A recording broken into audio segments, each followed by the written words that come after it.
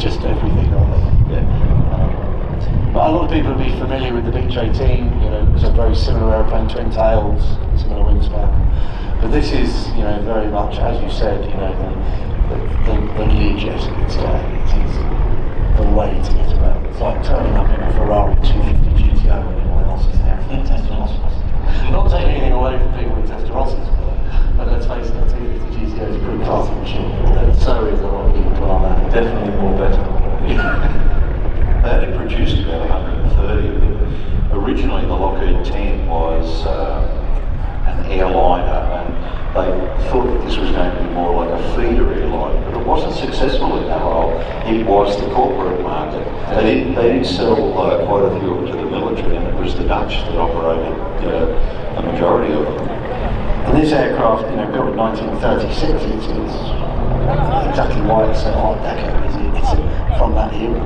But it has a dark past. Well, it's, you know, it has a dark past. It has a bright past. It's, I mean, to say this aeroplane has got a remarkable history would be a serious understatement. And this is this actual this is just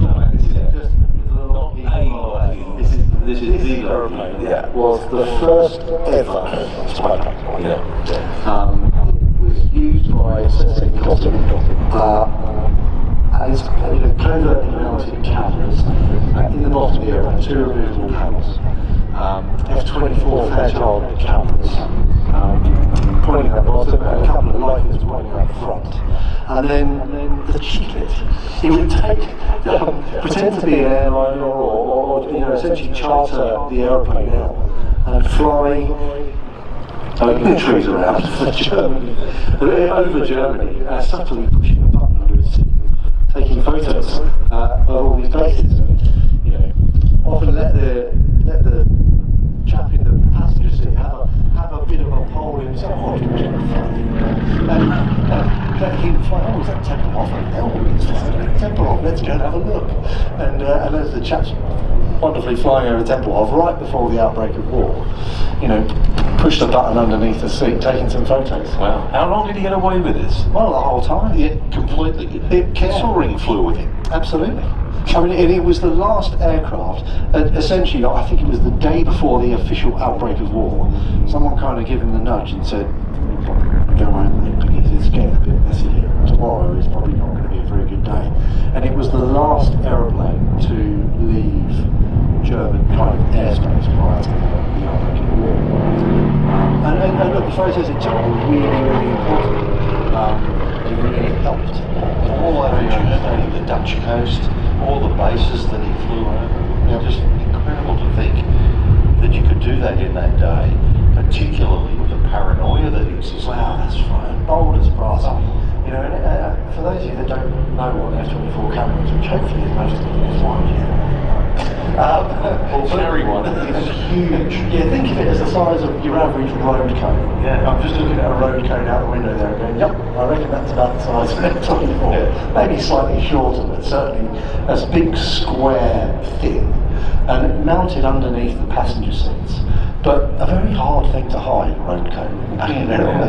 How do you, as I said, I can't get over the fact that they were so paranoid at that time, where you would have people checking the checkers and checking the checkers. Yep. And yet he still got away with it with these removable panels and retracting panels. Because Cotton was not just flying his aircraft. Germany. Look at the speed of it. He was also covering up the fact that he was pretending to be a Nazi sympathiser. Yeah, quite. So he was doing all the pressing of the flesh and meeting people, as well as having this thing sat on the apron, full of reconnaissance. Yeah, and we were sort of looking at it. So I mean, it's still got the camera ports in the bottom of it. The hole's still there. It's still got the little panels that cover them up. You've got to put the cameras back. Yeah, well, no, we will at some point. But the interior is very nice. Did I mention it? Yeah, you mentioned the interior. We don't want to mess it up. But the thing that gets me, I think bold as brass is probably the statement. Yeah. And these panels are probably a foot square, and at some point you've got to take them out to make your cameras work. You can't do it airborne.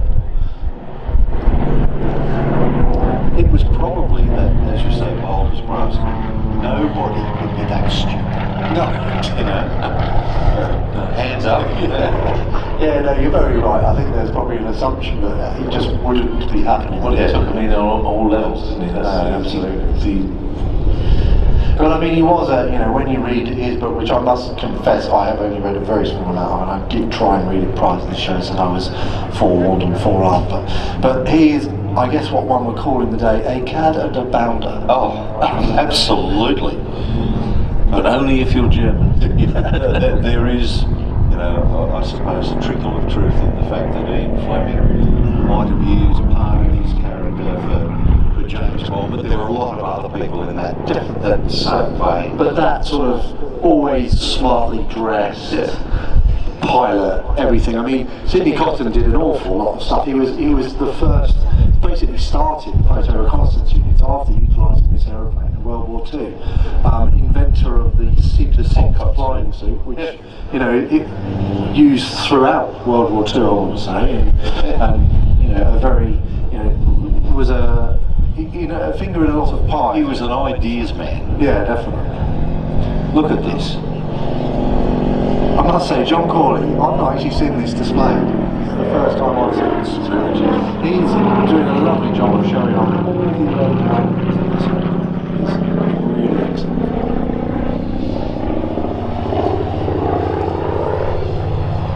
They are a beautiful machine.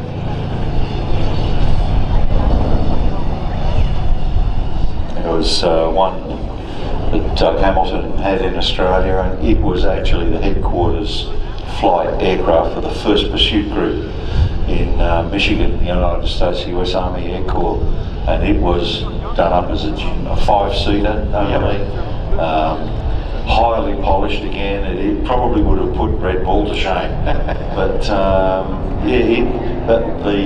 the wing had a headquarters aircraft and 3 squadrons, and each of the squadrons also had one. Yeah, I mean, it's a great app. I mean, this particular airplane configured internally, obviously, pilot, co-pilot, and then it's 1, 2, 3, 4, 5, 6 passenger seats in there. So, you know, it's quite a big cabin, and they're very comfortable seats. I mean, they're the original seats retrimmed, obviously, with new foam.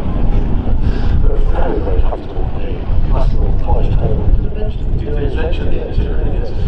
Where was the interior now? Slovakia upholstery, chap from Oxford here. I highly recommend him if you want to. If you've got a Lockheed 1930s Art Deco interior, he is the man for the job. An eye for the detail, all the way down to the colour of the curtains. I thought your Lockheed Junior. Just goes to show how manoeuvrable this aircraft is. Definitely, you know, and the frontal profile of it is gorgeous, sleek. It's gorgeous. The view out from the cockpit is not the finest, I think. It's like looking out of a letterbox. It really is. You can see the windscreen there. Very, you know, it's very, very small indeed. We did a very close-up and personal examination. The underside of a T6 with one. Very close. Yeah.